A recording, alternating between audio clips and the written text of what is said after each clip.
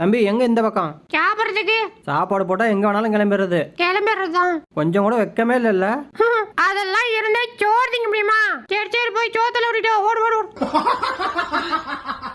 எங்கடா ஆளை காணோம்? டேய் எங்கடா இருக்க? எங்க இருக்கடா? டேய் சத்தியமா நீ என்னை பிடிச்சிருவ? எங்க அம்மா மேல சத்தியமா உன்னை பிடிச்சிருமுடா. ஓடுறா. ஆஹா என்னடி இது? இதாண்டா முத்தம். அப்படியா? ஓ இதுக்கு பேர் தான் முத்தமா? அப்ப இன்னொன்னு கொடு. பத்துலடி இன்னொன்னு குடி.